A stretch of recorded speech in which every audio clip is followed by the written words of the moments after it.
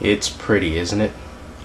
What's up, everybody? This is Jeremy from GamerTell.com, and today I'm going to show you around the new Xbox 360 dashboard.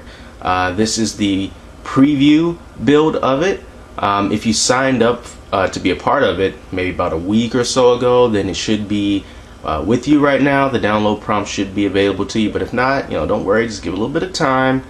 And if you didn't sign up for it, then you have to wait until later this fall when it'll become available for everybody. But don't worry, that's what this video is for. I'm going to show you around, give you a little tour. So let's just first sign in to Xbox Live, just so we can see everything in its slightly redesigned glory. Now, first thing that you'll notice are that these blades have a different color scheme to them going on. It's got the green wave on the right hand side of each blade, and it just looks cleaner, it's more inviting, it looks more friendly. The ads are still there, full of ads, this is Xbox Live. And among the things that are changing, Netflix has a searching option, and you can look at ESPN 3 online depending on your cable provider, of course, and a few other things. Now first, let me just go through the boring stuff. Parental controls. Now, they've always been there, but they're more apparent now because with Kinect coming out, parents need to be able to control what their children are doing. Now, my console safety is off because I'm an adult, but if I wasn't, or if I had kids, you'll turn it on and then you get to pick what you think is appropriate. Game exceptions, there's no game exceptions, but game ratings, you can pick between EC and M, and parents also have the ability to set timers. So if you say your kids can only do maybe 1 hour of gaming between 3 and 4, you can set it to do that. But you don't want to see family controls. Well, hold on, I don't want to turn that off, blocking me from playing Gears of War. Alright, now some of the other features that are included with Netflix is Netflix search. So let's take a look at that. And as Netflix boots up, see, this is my instant queue. So I've been looking at a little bit of Pawn Stars, Born into Brothels, Pitchman, and there's The Office. I finished that actually. But we're not here to look at TV, we're here to search. So you press X to go into the search. And as you can see up here, you're not going to get a pad that comes up with a bunch of letters on it. You have to do this straight across A through Z. But that's alright. Let's say if I wanted to look at a movie called, say I want to search for Die Hard. Pick D, and then it instantly starts looking for Netflix streaming content that starts with D. Kind of like Google's instant search. And you move over to I, getting closer, District 9, Dino Squad, I don't know, E. There you go. Die Hard, Die Harder, Die Hard with a Vengeance. No Live Free or Die Hard though. That's alright. Later. Now the other thing about the search option is if you want to delete the last letter, like I didn't want to pick die, I wanted to pick a V, and I just go and I delete it. Whoops, let's try that again. Pick D and I and E, and I'm like, I don't want that, I want to change it. Once you delete it, it reverts itself. But at the same time, make sure you take a look at this. My cursor is on E, but when I delete it, it goes all the way back to the left. So I have to scroll all the way back to V if that's what I was really looking for. If I wanted to look at divine intervention. I don't, but if I did, that's what I'll have to do. So everything else, oops, I accidentally added that to my queue. Oh well. But everything else is pretty much the same, with the exception of being able to search. Remember, you can use the left and right bumpers to scroll really fast, or you can just continue to use the left analog stick to go at a much more, let's say, less vomit-inducing pace. So let's back out of this and go back to the dashboard. And the next thing that we're going to look at is ESPN 3. not ESPN 8 the Ocho. I was playing around with this yesterday, and this is for gold members, by the way. And you see your avatars are down there having fun, and you got all these sports events going up on these really big screens here. Now you can look at live content, you can look at replays, you can look at features. If I want to look at this, Jalen Rose, LeBron James's comments on race. What did he have to say about race? Oh, wow.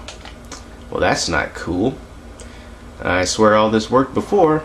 Let's try to take a look at a replay of the World Series of Poker. See how that works out. Poker has always been synonymous with just Las Vegas. Well, not anymore. The popularity of poker is spreading across the globe like wildfire, and it makes sense for one of the biggest tournaments in the world to be in one of the greatest cities. See, the quality is pretty good. In the heart of London in Leicester Square. Welcome to the World Series of Poker Europe main event. Initially, when I was looking at a live baseball game yesterday, there was some blockiness going on, but then once you gave it a minute, it all worked out just fine. And this interface here is a lot like Netflix. It's basically reskinned. You can look at on-demand events, which is where we just came from, and you can check out things that are coming up, such as these college football games and things that ESPN wants you to see. Drew Brees injury concerns, Madden curse in effect, and live content. There is no live content now, but live content pops up just like the World Series of Poker did. Very quick, very intuitive, and quite fun. Like I said, your cable provider will have to determine whether or not you can actually use this, and you have to be a gold member. And if you're into sports, it's pretty cool. So let's just go back to the dashboard and take a look at the avatars.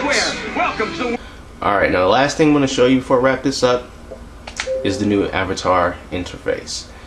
Well, you know what, before I do that, just take a look at the achievement blades. Those are all different, same basic style, but the color is just different. It just looks cleaner, more inviting. Alright, much like the dashboard, this is redesigned. But everything is still there. You see the music is more somber, slightly more mature.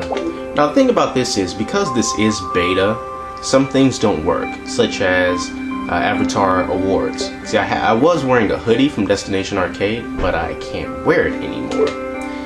They'll fix that eventually. Same thing goes with props. My dragon's not there, my chocobo isn't there.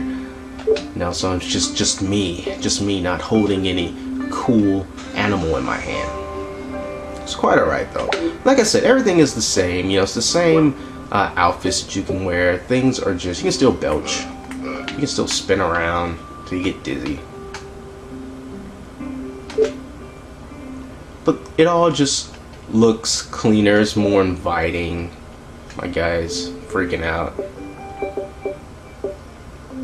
There's really nothing too different to show you in this outside of a different interface. It's still the same old avatar things that you've come to know and love. And the avatar marketplace is not available in beta, so you can't buy anything if you're in it, and you can't revert, so you just have to wait until later this fall. And as far as brand new features go, that's pretty much it. There are a couple things that you can download but you might not get much use for it. This is something called voice collection, and it helps Microsoft use the words and things that you say so that it can better hone its library of voice recognition software to be used with Kinect. This is 704 megabytes. If you want to participate in making Kinect better, then you can. And the Kinect viewer is kind of the same thing, but you can't use it because you don't have Kinect. Just to see exactly what Microsoft has to say about these, let's just check out the new features. Yeah, so you see here the Kinect viewer, you use it to record and upload clips to accompany gesture-related bugs you may encounter during the Kinect beta experience. But I don't think anyone has Kinect right now, be a member of the press or otherwise. But yeah, this is pretty much it. You know, change is not always a bad thing. In this case, is pretty much a good thing because things look cleaner, it's more inviting, and also those little boops, the yeah, those aren't there anymore. It's it's quieter and very much less annoying. Yeah. But for the most part, that's it. This is the new Xbox Live dashboard coming to everybody later this fall. And if you signed up for it and you got in, just log in to Xbox Live. You should be able to download. If not, you know, you can. This way, you're not missing out on anything too spectacular. You know, it's just a different look. And if there's anything new that comes up regarding this, be sure to let you know. So until next time, this is Jeremy from GamerTel.com. See you later.